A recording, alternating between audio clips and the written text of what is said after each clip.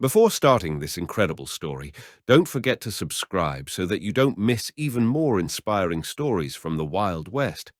In each story, there is strength of spirit, love, pain, and freedom.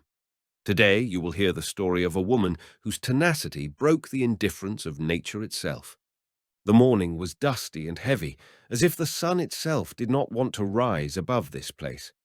Grey smog hung over the roofs of the town, mixed with the smell of rotten wood and wet earth after the night dew. Everything about this morning was strange, wary, but one figure moved down the main street with a confidence that was not expected from a woman in her position. Cora walked slowly but resolutely. There was a canvas bag on her back, and in it were some food, a blanket, a knife, and some small things that her husband had left behind. Her stomach was giving her time. She was deeply pregnant, but that didn't stop her from walking. Not a word was said, not a single glance was met. The streets were almost empty, but even the walls of the houses seemed to be staring at her with disapproval. She wasn't just leaving the city. She was walking away from the stares, the whispers behind her back, from the grey days where there was no warmth or hope left. I was walking away from the memory that was digging into my heart like a splinter. She was walking away from the pain, from loneliness, from a silent scream that no one wanted to hear. And yet there was no fear in this departure, just silence, and the heaviness in his chest, which was harder to carry than a bag on his shoulders. As Cora walked step by step away from the city, her thoughts returned to where the pain had not faded, but was hiding under her skin. With every step, images rose before my eyes, not houses and streets, but him, John. He was a storm in this town, hot-headed, stubborn, with mockery in his eyes and fire in his soul. He was not afraid of evil because he was a reflection of it, harsh, unrestrained, but honest in his own way. He loved her the way they love in the desert, greedily, harshly, without measure. And he died the same way, in a stupid, drunken shootout on the edge of town, where every second person considered himself a sheriff. The bullet found him quickly, as if it had been waiting. After his death, the city became different. The people who used to wave at her from the porch began to lower their eyes. My family didn't write anymore. The neighbors whispered that her stomach was not a child, but a curse. She became superfluous, a ghost who had no place in their decent world. And yet the life inside her was growing. But even this miracle could not warm her up. Her pregnancy was not a hope, but a reminder about him, about the emptiness, that she was alone now. Cora didn't ask for help. She didn't expect mercy. She was alone, and she knew it better than anyone. It would be weakness to expect pity, and neither the years, nor the lessons of life, nor the pain allowed her to be weak. After all, who would pity her? Her husband died, her family turned away, and the city had long considered her unnecessary. With every passing minute, her distance from her former world became clearer. She was ready to face loneliness face to face. In her dark and empty house, Cora packed up the last of her things. A small bag of clothes, a couple of grey towels, some food, a few herbs that she collected on the way, moisture stored in a small bottle. She sold the last trinket, a gold ring that her husband had once put on her finger. It was all that was left of that life. Then she bought a knife that could protect you if necessary. I bought matches for a bonfire if the ground won't give fire. I bought a blanket so that the nights in the desert wouldn't consume her. As she stood at the door and stared into the empty space that stretched out in front of her, her gaze lingered. One last look back at the house where she had once been happy. But you can't go back. It was time to go. Dust would soon cover her tracks. Ahead is a wild land, empty spaces unknown to either humans or animals. A land that doesn't ask questions. A land where no excuses are needed. A land where you can just be alive. The ground beneath his feet was gathering dust with every step. The sun was rising higher, merciless like everything ahead of her. The air was trembling from the heat, and everything seemed to blur in mirages. Cora walked in silence, as if every step was her last. Dust clung to his boots, to the hem of his dress, to his skin, where sweat stood out. The heat enveloped her body, taking away her strength, but life inside her did not subside. The child moved, pushing her in the ribs from the inside. The movement made her straighten up. Reminder, she's not alone. The old caravan route stretched in front of her. Once there were carts with dreams and loads of gold, but now there is only silence and forgotten ruts. The trail led through lowlands and dry riverbeds, along thorny bushes and scorched trees. The stones creaked underfoot. The birds were silent, as if the desert itself was watching her. By noon, thirst was as sharp as a blade. She was looking for water. The cherished sound of the stream deceived her ears. A parched riverbed with a cracked bottom lay in front of her like a mockery. Next is a muddy puddle under a dilapidated root left after a night rain. She knelt down and carefully scooped it up with her palm, warm, with sand, but useful. For a moment, relief. For a second, a breath of life. But the path was far from over, and Cora knew it was only the first day. When the sun fell over the edge of the hills, the air cooled abruptly and immediately. The dust that had been in the air during the day had settled, leaving only silence. The night came quickly, without warning, and with it a different feeling. Loneliness. It's real, it's deaf, and it can't be silenced by voices or walls. Not here, in the middle of nowhere. Cora settled down under a low tree, spreading a blanket on the dry grass. Overhead, the stars were dim, as if they were tired of looking at everything that was happening in this world. The moon hung low, glinting silver on the dry branches. The night had its own life around her. Somewhere far away, coyotes howled, echoing between the hills. The leaves rustled without wind, as if someone was sneaking nearby. The sound of a twig snapping made the bark shrink. She grabbed the knife, the cold metal trembling slightly in her hand. My heart was beating fast, and there was fear in my throat, sticky and persistent. She didn't know what she was more afraid of, the beast, the man, or the darkness itself that was creeping into her soul. Cora lay on her side, pressing her stomach with her palm, as if protecting what was most fragile. In this gesture, there is not only concern for the unborn child, there was more to him than that. She was defending herself. Your right to be, the right to breathe under this sky, the right not to be broken. The morning brought no relief, just a new heat wave and a dry wind biting into my skin. Cora got up from the ground, feeling the weight of the night in her body, but not letting herself stop. The path did not wait. He called forward, through rocks, bushes, narrow paths, and the unknown danger that lurked in every step. The first test came suddenly. The stone shifted under her foot, and she almost stepped right on it, twisting, glistening, with a tongue like a needle. The snake's hiss sounded like a warning, not a threat. She froze. My heart froze. The body did not move. Even the breathing became thin, as if life itself was holding back. Only after long seconds did the snake crawl away, disappearing into the bushes like a shadow. She took a step back, cautiously, as if the ground might come alive again under her feet. Further, worse. The path narrowed along the cliff, along the slope where the stones were falling. One step and the foot slipped. She clutched at the root, clinging with her whole body, her stomach clenched in fear. Just a little more, and there would have been emptiness. But the earth held, and her grip was stronger. The wind was picking up by noon. He whipped his clothes, kicked up sand, whistled between the stones. The dress was clinging to the branches, as if someone invisible was grabbing her. He was merciless, as if the earth itself was trying to push her out, to prove that she was a stranger here. But Cora was walking. Not faster, but harder. 3 days have passed. 3 long, burning, silent days. Behind them were cliffs, a snake, pools of muddy water and cold nights in which every sound echoed inside like a heartbeat. His body was tired, but a strange strength was growing in him, the kind that comes not from rest, but from faith, from the realization that you're still standing on your feet. On the 4th morning, when the fog was still low over the grass, she went out to the clearing. a cleared place by the river, hidden between hills, with soft, dark earth into which the feet easily sank. The river ran calmly, smoothly, and made no noise, as if she knew there would be life here now. Cora stopped. She dropped the bag.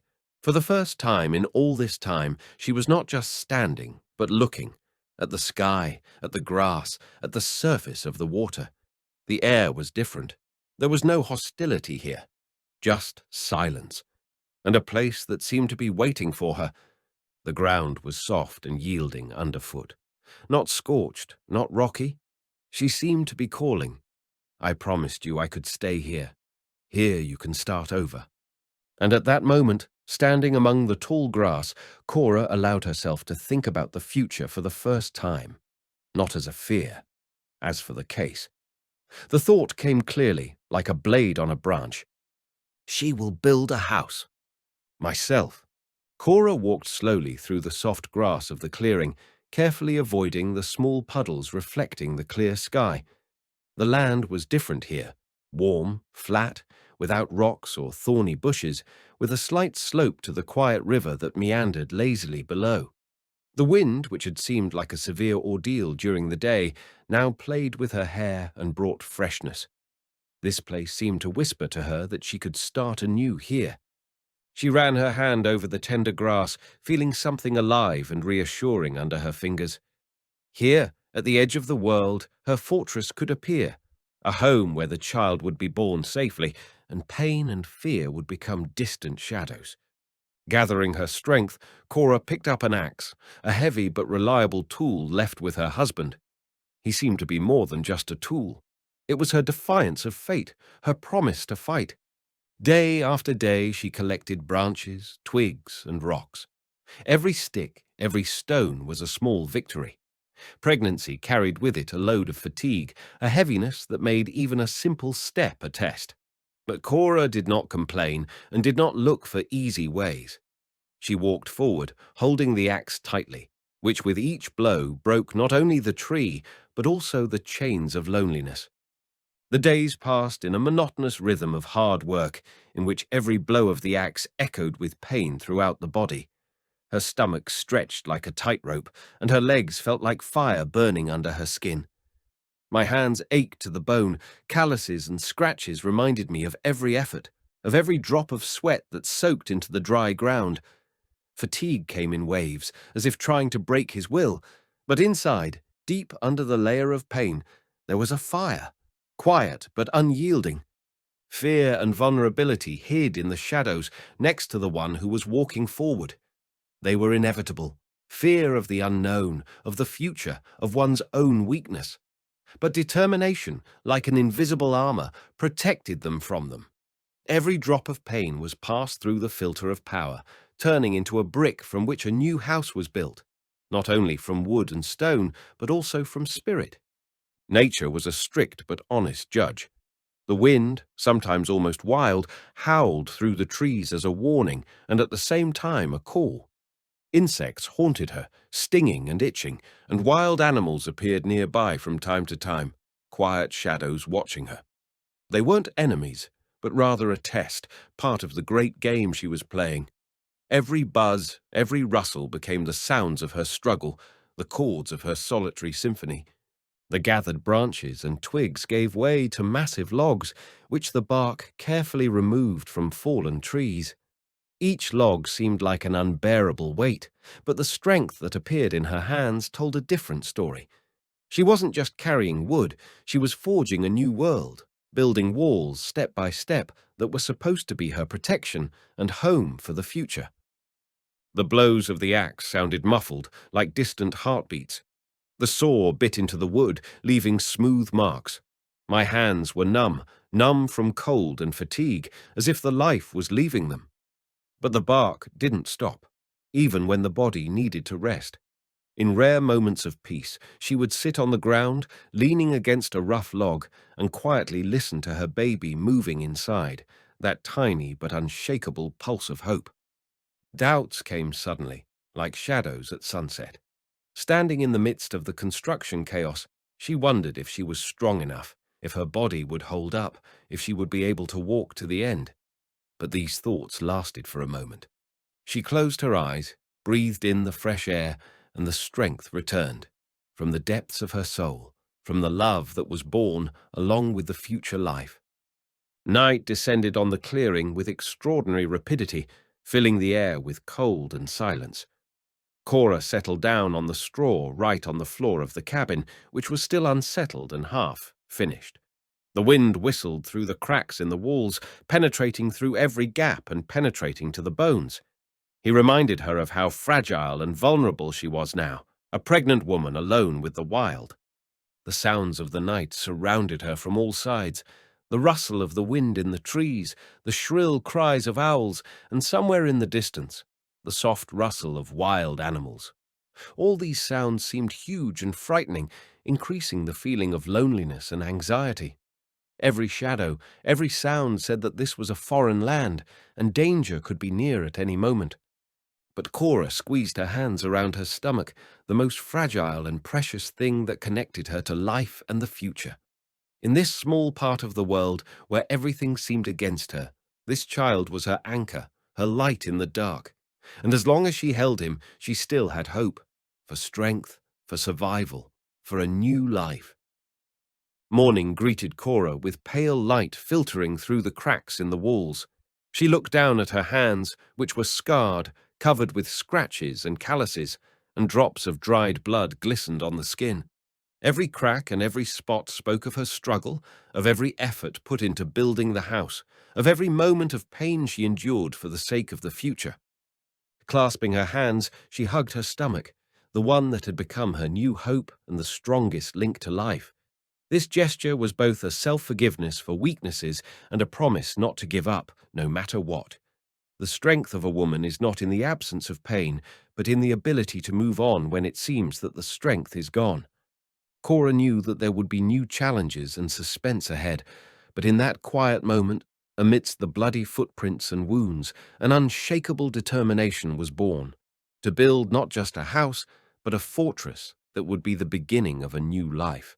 This blood on her hands was a symbol not only of suffering, but also of the victory she had already begun to gain. The days passed like a river, and with each new sunrise, the cabin walls rose higher. Cora put all her fatigue and hope into each beam, as if erecting a fortress not only from wood, but also from her soul. Her hands, though stronger, still felt the hard work, but now the pain was no longer the enemy. It became a sign that she was going the right way. Her body was changing, her stomach was growing, but at the same time her inner strength was growing. She noticed how her fears receded, giving way to determination and calm confidence. There were sparks in her gaze, as if reflecting the light of a new life that would soon be born. Cora stopped being just a tired woman. She became a symbol of an unconquered spirit and endurance. With the last ray of the setting sun, she stood on the threshold of her creation. Imperfect, but her home. Tired, wounded, but unbroken, with eyes full of hope and a promise to continue no matter what. This woman was no longer just surviving, she was being reborn. The valley where Cora had put all her pain and hope was suddenly permeated by another presence. Elijah, a wealthy cowboy and owner of extensive ranches, traveled on horseback in search of new pastures for his herd. His horse, sturdy and well-groomed, walked confidently, unlike the wild and unpredictable nature around him.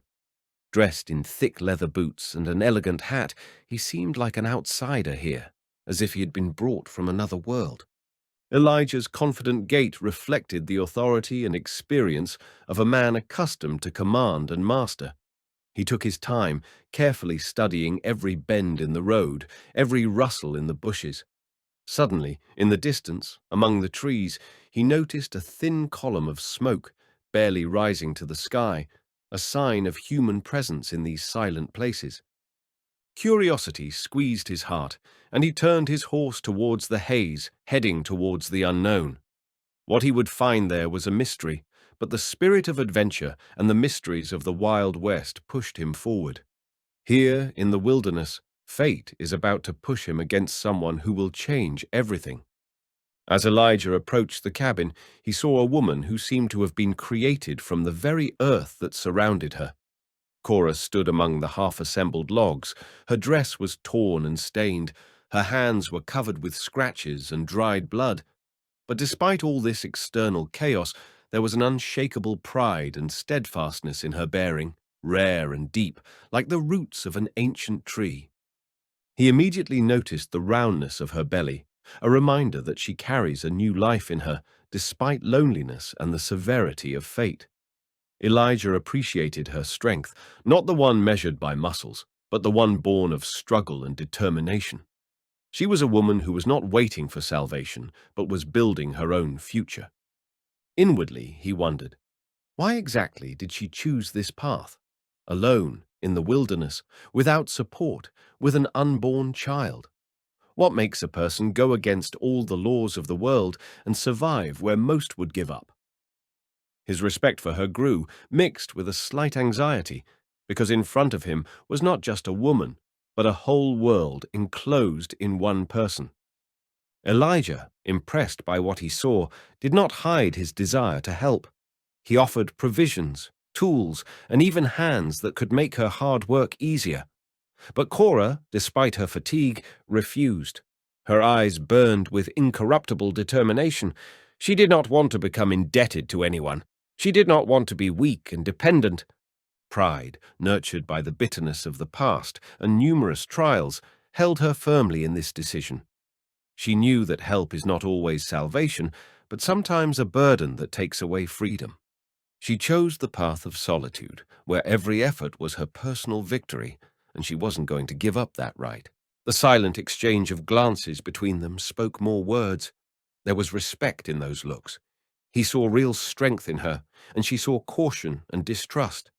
They were two worlds that met at the intersection of fate, each maintaining its own inviolable territory. But in this silence, a thin thread of mutual understanding was already emerging. Elijah stayed close to the cabin, sitting down on a fallen log so as not to disturb the woman. He watched her every move, every drop of sweat and blood on her hands, seeing not just physical fatigue, but the deepest inner strength. She did not seek material support. Her support was in the spirit, in unshakable will and perseverance. He understood that it was not worth insisting or trying to break her pride by force. Inside, he decided that if help was ever needed, he would be there, ready to lend a shoulder. At that moment, among the wild nature and silent trees, a silent promise was born, to be someone who respects the choice of another and respects the power that lurks in silence. Sometimes a meeting with a stranger, accidental but fateful, can change the course of life forever. Not through big words and great deeds, but through quiet understanding and respect. And it was this understanding that on this evening, on the edge of a wild valley, for the first time gave them both hope, quiet and unyielding. Suddenly, the sky darkened, and a heavy grey cloud hung over the valley. At first, barely noticeable drops began to patter on the dry ground, then turned into a continuous, lashing downpour.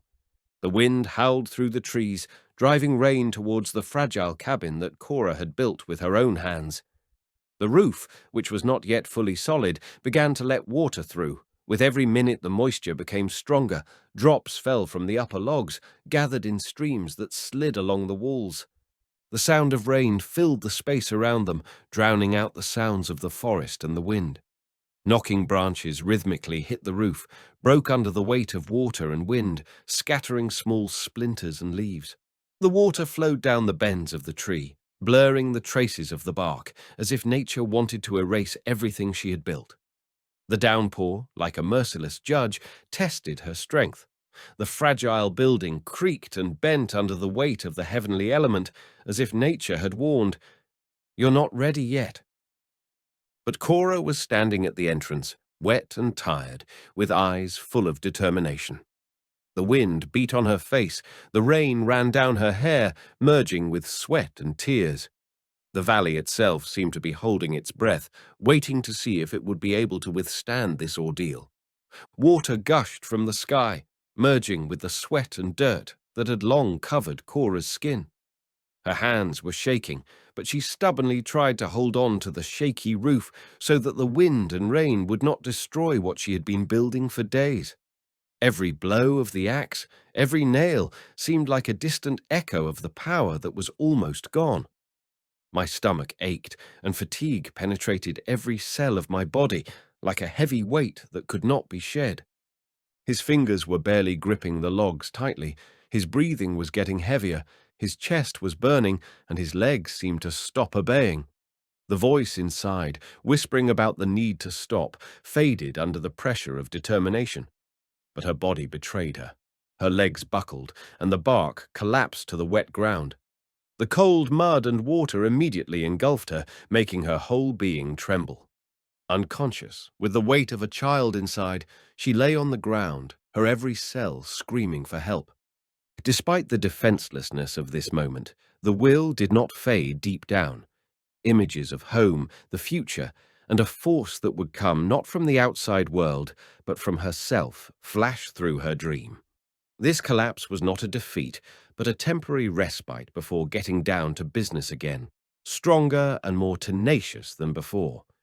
In the dim light of an overcast day, as the rain gradually eased, Elijah hurried along the path to the cabin.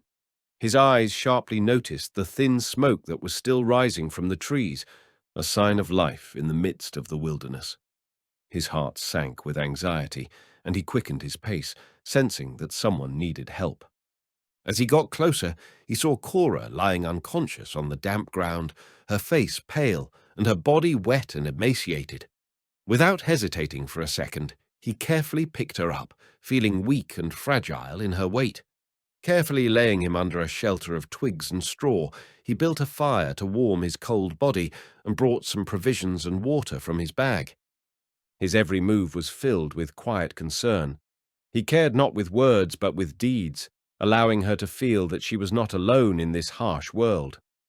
While the raindrops were still falling weakly on the ground, Elijah stayed by his side, watching as the strength slowly returned to the woman who, despite everything, continued to struggle. It was still raining when Elijah began to repair the fragile roof. His movements were confident and purposeful. Every nail, every joint was checked carefully, as if this roof was not just a shelter, but a symbol of new hope. The wind whistled through the gaps, and it seemed that nature itself was testing the resilience of this woman. Cora, still lying inside, watched him work from the shadow of the wall. Her gaze was tired, but filled with a new light, a light that rarely shines alone. In the silence, a new bond was forming between them. Not words, but understanding and respect. The pride that had been covering Cora's heart for a long time began to slowly recede, giving way to cautious trust. Every hammer blow, every creak of wood was like a promise. This cabin will become a home, and a new life will appear in this house. Elijah took his time. He knew that true trust comes gradually, step by step, like building walls that can withstand even the most severe storm. An invisible thread hung between Cora and Elijah, thin but tangible. He watched her with respect, realizing that this woman carried more than just fatigue and pain. There was an unyielding strength and stubbornness in her gaze that did not allow her to accept help without a struggle. And for Cora, his presence was both a comfort and a reminder of old wounds. She was in no hurry to open up, kept her distance, as if she was afraid that her delicate balance might be broken again. This silent neighborhood was the first step towards trust, a process as slow and careful as the growth of a new plant in a harsh land. Trust could not be demanded or expected. It came through actions, through patience and understanding. And although there was silence between them now, every day brought closer the moment when this silence could turn into a conversation, not of words, but of hearts. The night was dark and deep, like a bottomless well. Somewhere in the distance the wind howled, dry branches scratched, and the rain, which seemed to have subsided, dripped alone from the fir needles. But even that silence couldn't lull Cora to sleep. She woke up abruptly, as if someone had pulled her out of another reality. Her face was wet, whether from the rain or from tears, she did not immediately understand. Her body was trembling, as if she was once again lying not in the cabin, but on the cold ground on which she stood alone in front of the black sky. The dream, or rather the memory, was brighter than any light. Her hometown, where she grew up, stood in that dream, as if alive, but dead at the same time. The door is slammed shut. The windows are with their eyes curtained. The people she called family now looked right through her. No one called after her, asked, or held her back. Only the mother, lowering her gaze, whispered, "You ruined him." Then there was my father. He didn't say a word, just turned away. And the neighbors, the old people to whom she brought food, the children with whom she shared sweets. She remembered walking down the street barefoot, with a dirty bag and a baby under her heart, as if with guilt that could not be rid of. They said in the village that she was cursed, that any woman left without a husband should not give birth, and if she gives birth, it means she ruined him. Her husband's death became a stigma, and pregnancy became a sentence. She wasn't crying then, she was just walking. I was just walking. From home, from the village, from the path into the wilderness. And she didn't turn around, because I knew no one would call, because if she had turned around, maybe she would have stayed, and staying meant dying slowly, day after day, under someone else's gaze. Now she was lying in the shadow of an unfinished cabin, where the walls still smelled damp, where the ceiling was held up, and her wet dresses were drying in the corner. But she wasn't afraid. Fear is what's outside, and the pain is what's inside.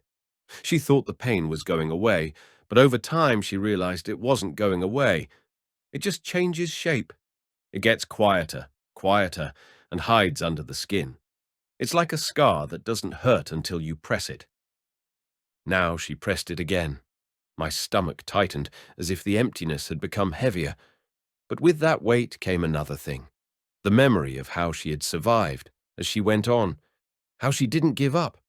And with that thought, she exhaled slowly, closed her eyes, and for the first time in a long time, allowed herself to stay in the past for just a few moments. Sometimes, in the evenings, when the logs in the hearth were crackling and the rain outside was pounding steadily like a heart in his chest, Elijah would sit in the shade without saying a word. His silhouette against the background of the light seemed motionless, almost marble. But in those moments, it was as if long closed doors were opening inside him. He began to tell me, not out loud, no. His story was heard in every movement, in every look, in the way he held a cup or stared into the darkness, as if waiting for someone who would not return. He wasn't born with a golden horseshoe in his hand. I was a kid with broken knees and a father who drank more than he plowed. He left the farm early, went west, for freedom, for destiny, for something he couldn't name himself. The gold did not shine in the river as promised. It was hidden in difficult decisions, in sleepless nights, in lost people. He found success, but along the way he lost what warms his soul. Now he had everything: land, cattle, workers, even a pair of horses, each worth as much as an entire village. But his house was empty. The rooms are too spacious. The people around are polite, but not family. Mercenaries, managers, suppliers. No one knew when he was sick. No one noticed when he was silent longer than usual. Money made him influential, but not happy. He often thought back to the days when he slept in the saddle, ate bread and salt, and shared the latter with those who were nearby. Back then, he didn't have a single extra coin, but he knew he wasn't alone. Now he had gold, but it was cold, mute, odorless, and without warmth. Cora wasn't listening with her ears, but with her heart. She didn't ask questions, didn't ask for details. But in his silence, she recognized her own. The same walls built out of pain, the same emptiness in his chest, covered with pride. She saw that he wasn't looking for land. He was looking for a place where he could just be, where breathing will become soft and dreams will be without the voices of the past. And even though there was silence between them, it was not death. It was the silence of understanding, when the souls wounded in different battles still recognize each other, like two lone wolves meeting in the moonlit wilderness and not growling for the first time. The next morning, when the fog was slowly leaving the ground, as if giving way to a new day, they got out of the cabin and, without saying a word, headed to the edge of the clearing. Where there had been only wild grass, there was now a goal: to build a fence. Not for beauty, but for boundaries, for a sense of security, for the order that was so lacking in lives scattered by the wind. Elijah didn't offer any words. He knew that some things were stronger when they were spoken in silence. He just picked up the instrument and stood next to it, a little apart, so that Cora could feel the space, freedom to which she clung so much. He drove in stakes, stretched a rope, held the boards as she hammered in nails. They moved like two wheels of the same cart, not the same way, but smoothly. Where one was slowing down, the other was picking up. Cora, stubborn and focused, worked with such ferocity as if chasing away ghosts. Her hands were covered with dust, splinters, and sweat again. But now there was more to these movements than just survival, but also something more. It was a conversation without words. Nail after nail, board after board, they seemed to be talking. "I'm here. You can rely on me. I'm not leaving." When the fence began to take shape, they moved to the barn. They needed a shelter for firewood, tools, maybe even for future livestock. They built it closer, shoulder to shoulder, without looking back at who started it first. Cora accepted the help not as a handout, but as an equal gesture. Elijah, accustomed to orders and obedience, suddenly found peace in this work. He no longer felt the need to be stronger. He was just there for her. The hammer in his hand, the smell of fresh wood, the sound of the wind in the trees. All this became the music of their rapprochement. The barn grew as a symbol of their common cause, as a small evidence that they were able to create something sustainable, even from the remnants of past lives. And when Cora sat down on a log cabin at noon to wipe her forehead, for the first time in a long time, she did not feel lonely. Not because someone was there. It was because there was someone nearby who didn't demand anything, who just built. And in this building, for the first time, she saw not just a man, but someone with whom she could not be afraid. The sun is sinking towards the horizon, turning the sky copper and wine. It had been a long day, smelling of pine, damp earth, and the freshness of sawdust. The fence is standing, the barn is already under the roof, and over the clearing, for the first time in many weeks, there is a feeling of completeness, even if fragile and uncertain. The evening falls softly, like a blanket, and in this silence there is no threat, only peace. Cora is sitting on the threshold of her cabin. There is a warm tree under my hands, a light wind in my hair. She looks to the side where Elijah is busy around the campfire, checking the firewood, carefully laying out the food. His movements are unhurried, confident, but not ostentatious. There is not a single gesture that says, "Look what I did for you." He just does it. And that's the main thing. For the first time, Cora finds herself looking at him differently. Not like the man who once appeared at the borders of her world, not as a threat or potential help, but as a person. The one who stayed, who didn't try to fix her or save her. He was just there, with silent respect. Her gaze lingers on his face, harsh, weathered, with wrinkles not hiding under the grins. He doesn't smile often, and this only makes his presence stronger. There's no pity in him, and it's like breathing to her, because she couldn't stand the pity. But respect is easy. It heals.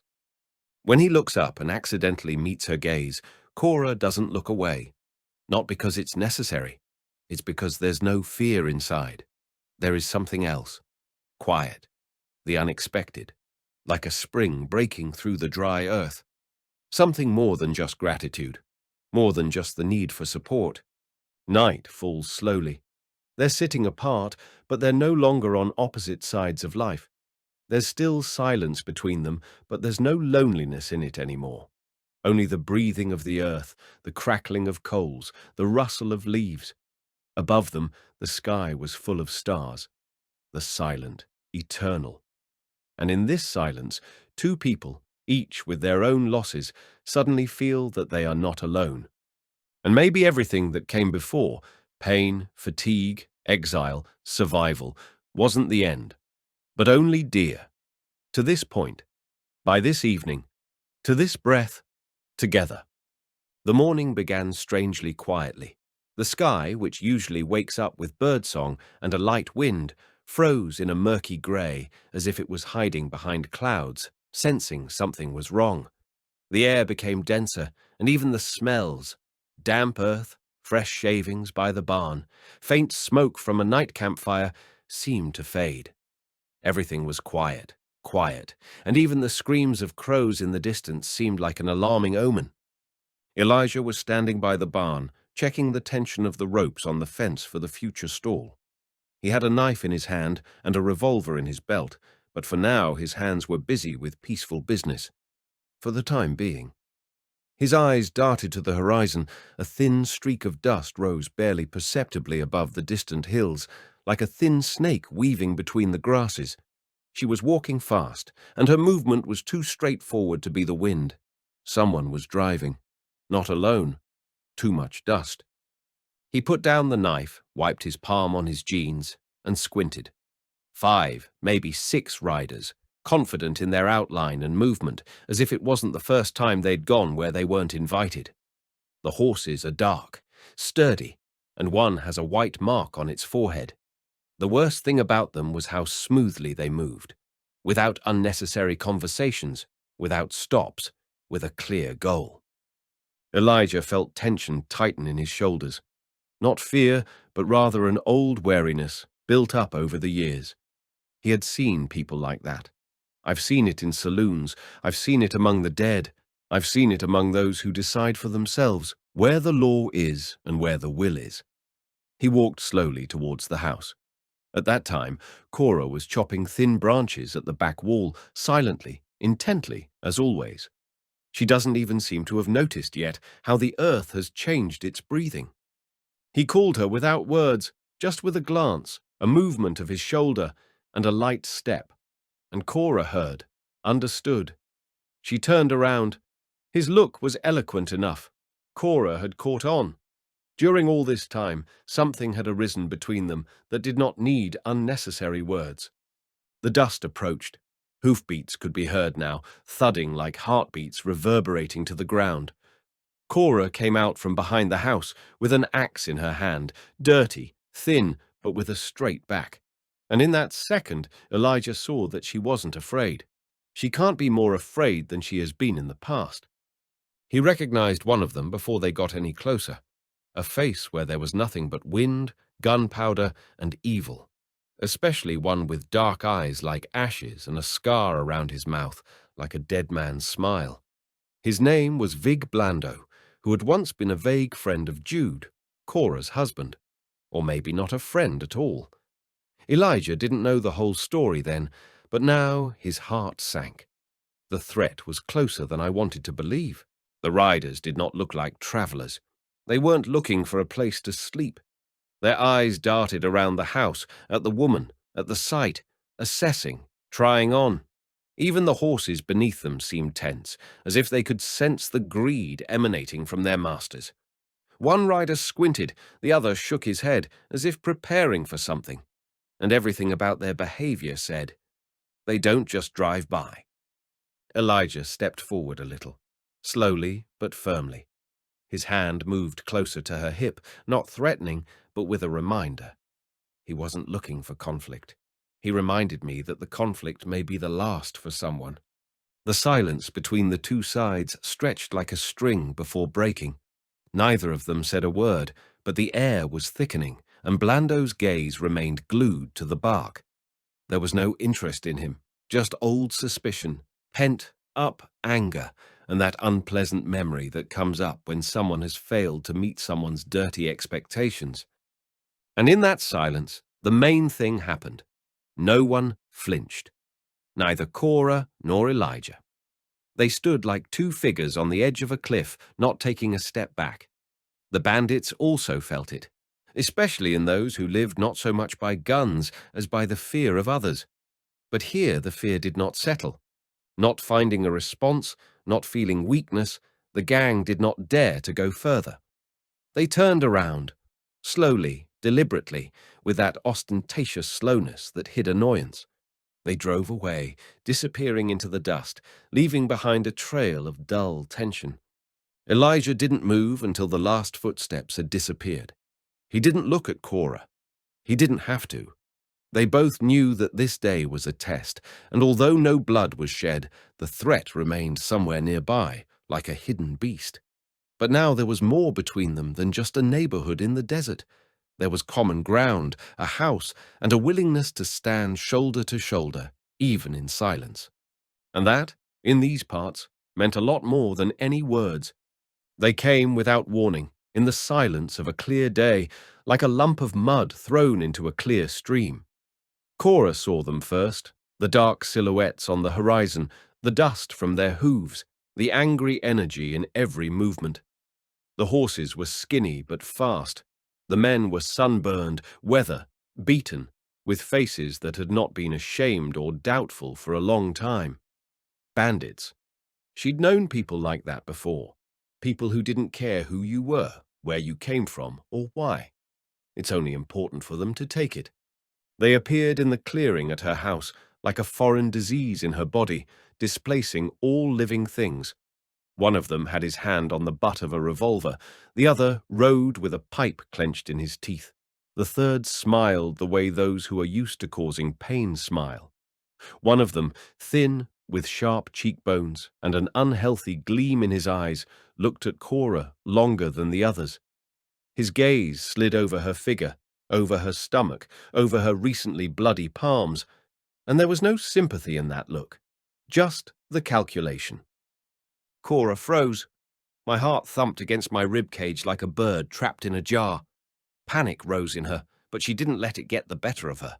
Just a step back, the only one, and then inside, into the house, into the shadows, where the walls were not yet strong, but could already give the illusion of protection. Elijah followed her out. His step was firm, his face hidden by the shadow of a wide-brimmed hat. He didn't carry a weapon in plain sight, but he didn't hide his confidence either. There was one among the bandits who shuddered when he recognized him. He said his name, and in that tense silence it sounded like a sentence. A rich cowboy, the landowner, a man with resources, and now, the goal. They spoke, one after the other, in voices like the crunching of old bones. The words were honey, but there were snakes crawling under them. Hints, subtle threats, ostentatious friendliness that hid predation. They wanted food, shelter, and more. Their looks said more than any words. One of them came closer to the bark, too close, as if assessing. And then Elijah stepped forward. Without shouting, without warning. He didn't give them a chance to advance any further. The movement was as sharp as a whip. Everything happened instantly. One of the bandits pulled out a knife, the other pulled out a revolver. Dust flew up, as if the earth itself was trying to retreat from the coming fight. Elijah grappled with the first one, pushing him away from the bark, and hit him in the chest with a thud. The second figure swung, but he dodged, turned around, intercepted the hand. It was not a battle for territory, not for food, but for life. For her life. Cora stood with her palms pressed to her stomach, every muscle in her body clenched with tension. Her heart was pounding in her chest, louder than the gunshot. She wanted to rush over, help, scream, but everything in her was numb, from fear, from pain, from impotence. One of the bandits managed to shoot. The bullet cut through the air and hit the side of the house. Elijah charged at him like an animal, wounded but not defeated. Hit! One more! But then Cora saw him stagger. His shoulder turned red. He didn't scream, only shuddered and continued the battle. The blood only seemed to strengthen him. The third bandit, seeing that the advantage was fading, jumped off the saddle and ran to the horses. The others followed him. They did not expect that the rich cowboy would turn out to be a wolf, ready to gnaw even the wounded. And now, silence again. Torn, crumpled, scared. There were cigarette butts, traces of blood, and crushed grass on the ground. And next to the house, with his back to the wall, stood Elijah. He held onto the wound, blood trickling down his fingers, but there was no fear or pain in his eyes, only fatigue and determination. He looked at Cora. She stood as if rooted to the ground, and only her breathing betrayed that she was alive. He didn't say a word, and so did she. But something more passed between them at that moment than any speech. He didn't just protect a woman. He stood up for her house, for her choice, for her loneliness. It was as if this fight wasn't with people, but with her past, with the shadow of what she was running from. She took a step towards him, touched his shoulder with trembling fingers. He staggered, and she caught him, hugging him to her. His blood had penetrated her clothes. Her heart is in his heartbeat. And that's when she realized they weren't alone anymore. The shot rang out suddenly, like the crack of a broken tree in a quiet forest. The bullet, flying with fury and cold, hit its target, Elijah's side, the very side that had protected Cora on this cruel day. He bent for a moment, like a spring squeezed by someone else's force, but did not break. Blood, warm and sticky, began to trickle down his side, mixing with dust and sweat on his wounded skin. There was no cry, no complaint, just a soft, almost soundless intake of breath, which Cora heard as the most terrible sign of weakness. At the same moment, the battle began to come to an end.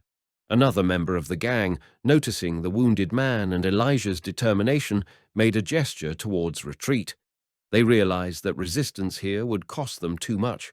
The criminals, like shadows, melted into the dust kicked up by their horses, leaving behind only footprints and the hum of past horror. There were 2 people left on the battlefield. Elijah was panting, and Cora was standing next to him, her eyes burning with panic and resilience at the same time. Without a word, she jumped up, quickly assessed the situation.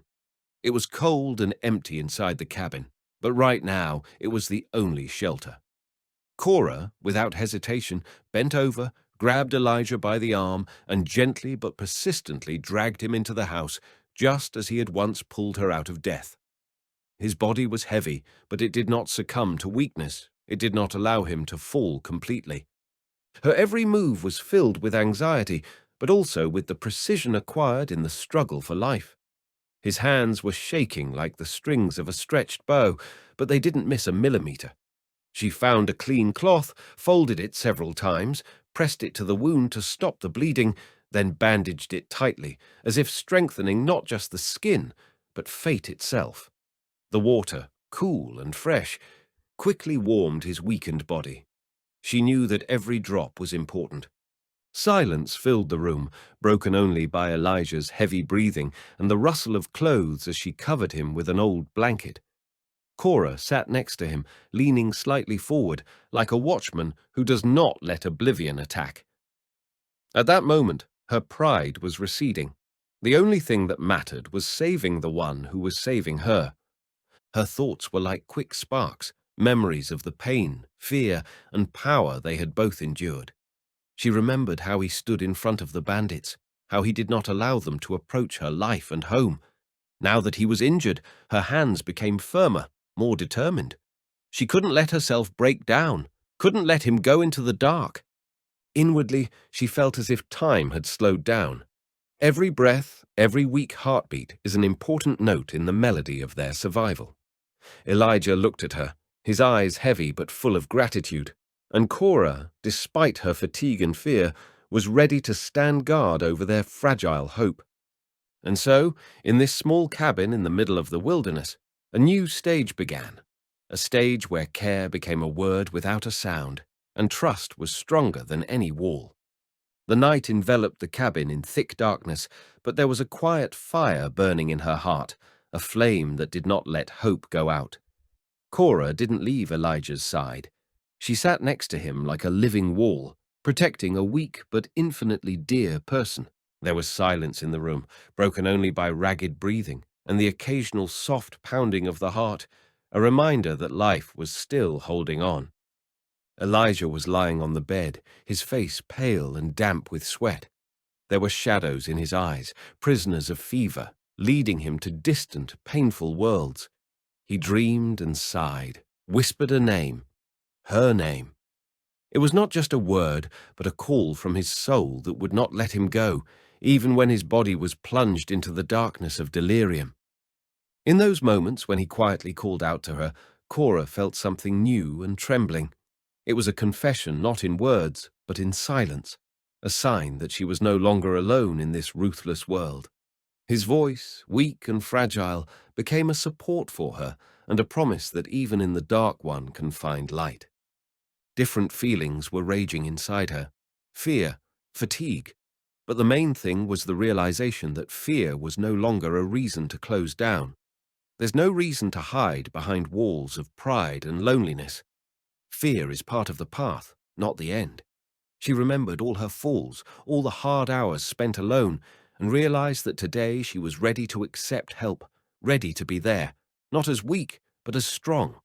Her hand, trembling with fatigue and anxiety, found him cautiously, gripping him tightly but carefully.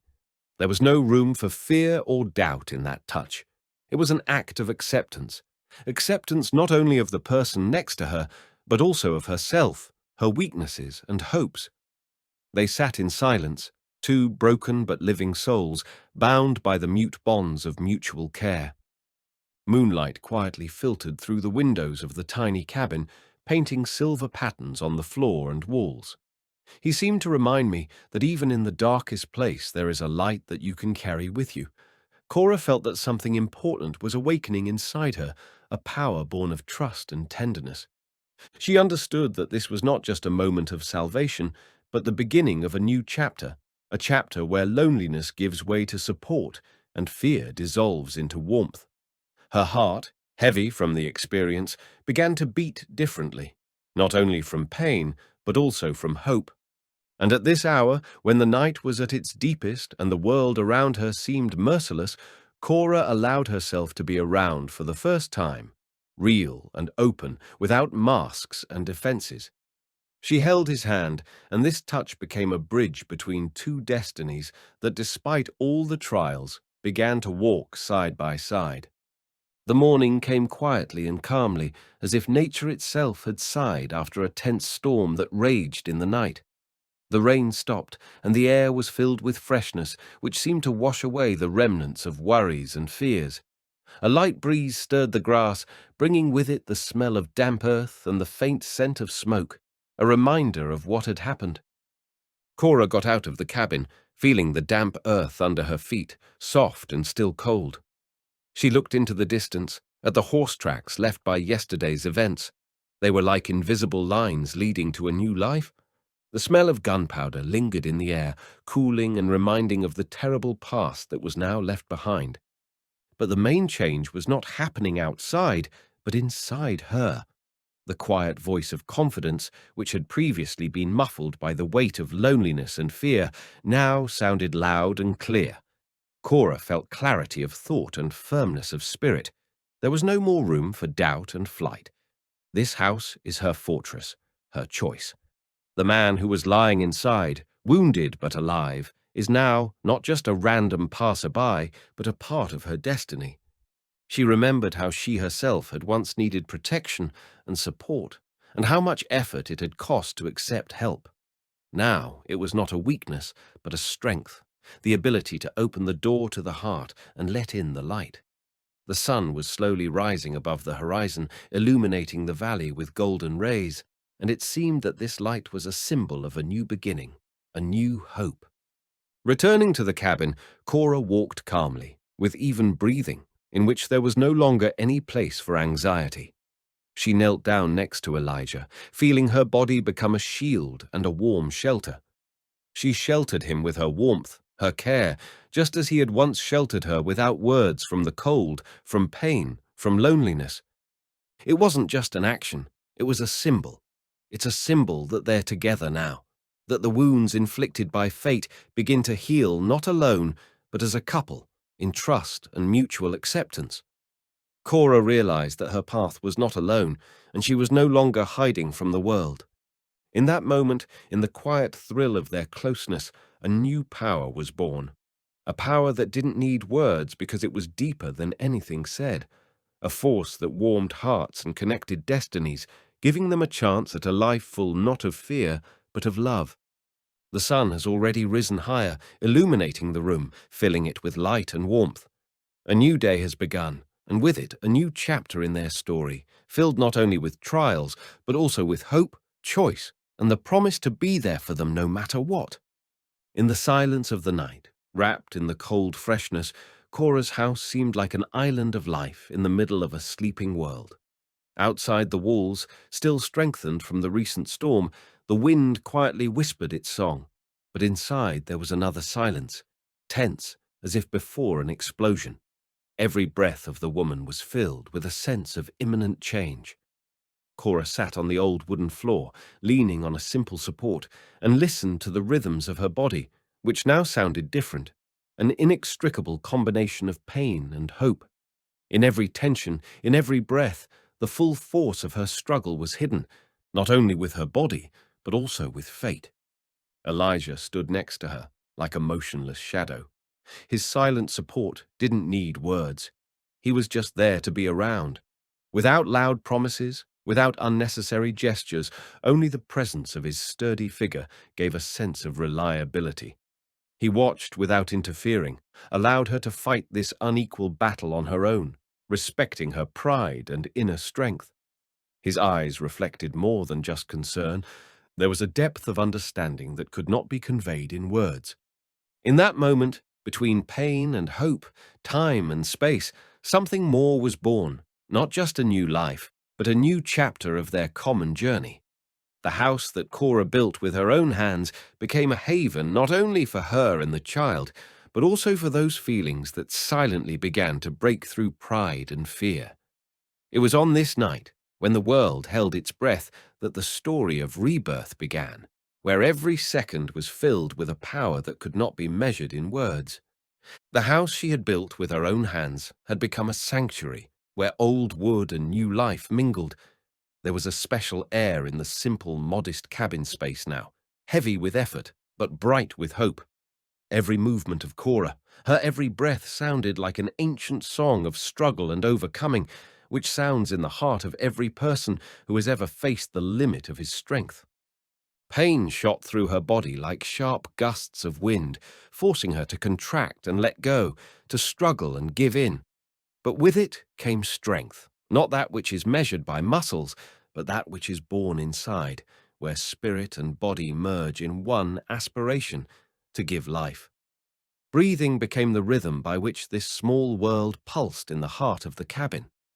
At this time, Elijah was standing nearby, quietly, almost imperceptibly, guarding this sacred scene. His gaze did not just see the woman, but felt the depth of her pain and strength, understood all the boundless tenderness hidden under the mask of determination. Here, among the modest boards and the flickering light of the lamp, not only a new life was born, but also a new story, a story of love, suffered and deserved. Every sound, a moan, a breath, the whisper of the wind outside the windows, became part of a great ritual. The cabin seemed to breathe with the cow, protecting her and the child from a world that was often cruel. It was a moment when time slowed down and eternity became tangible. When the cry of new life first cut through the silence of the cabin, everything seemed to freeze. Elijah, watching Cora, felt that it wasn't just a woman who was opening up to him. It was the power of nature itself. There was weariness and pain in her eyes, which she endured like a stone under the pressure of rain, not yielding, not breaking. And at the same time, there was a tenderness in those same eyes that was enough to warm the world. He saw not brokenness, but vulnerable resilience. Not weakness, but the deepest strength of the spirit. Cora became the embodiment of life in all its fragility and power.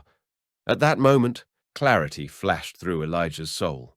This was not just a woman he found himself with, but a source of new hope and light, one that could dispel even the thickest shadows of the past. His gaze penetrated deeper than words, conveying recognition and admiration that had never been spoken out loud. There was no place for pity here, only for respect, which is born from understanding the path traveled and the strength found in oneself. He saw someone who fought for life and did not give up, who took fate into her own hands, despite everything. In this small, simple cabin, in this very moment, There was a bond between them that was stronger than anything in the world.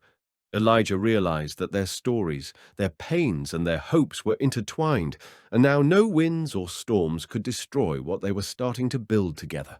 After silence reigned in the house, filled only with the breathing of a newborn, Elijah seemed to become a part of this new life.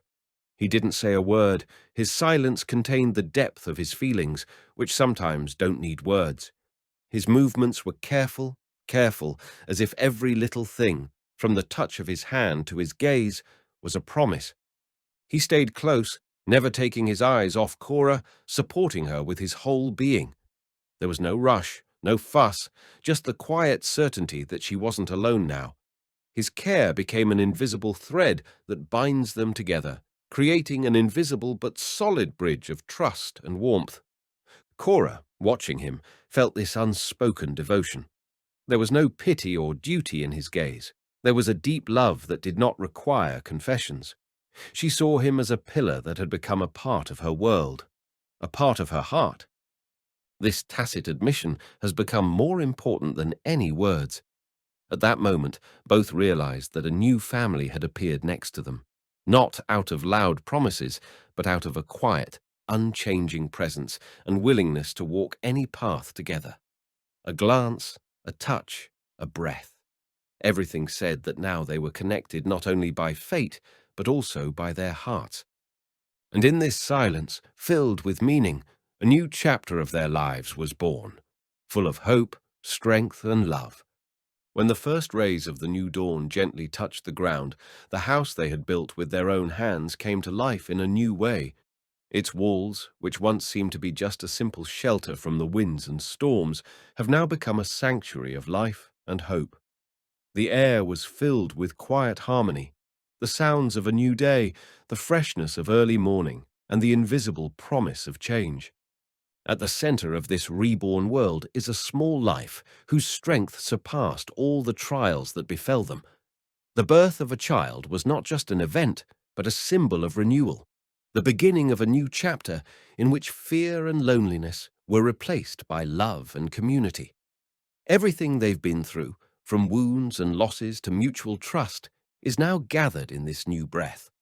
The valley, wrapped in soft light, seemed to share their joy, reminding them that even the harshest lands can blossom if you put your heart into them. Cora and Elijah stood side by side, feeling this invisible stream of life that permeated everything around them. Their hands, once tired and calloused, now held each other tightly as a symbol of unity and strength. This dawn was the beginning of their journey, the path not just of survival, but of a life filled with meaning and light. And even if there were new challenges ahead, they knew now that they could do anything together. Thank you for staying with us until the very end of this story. If your experience with the heroes has touched your heart, please like and leave a comment. Your opinion is important to us. See you again on the channel, where we will continue to tell stories about strength, love, and hope.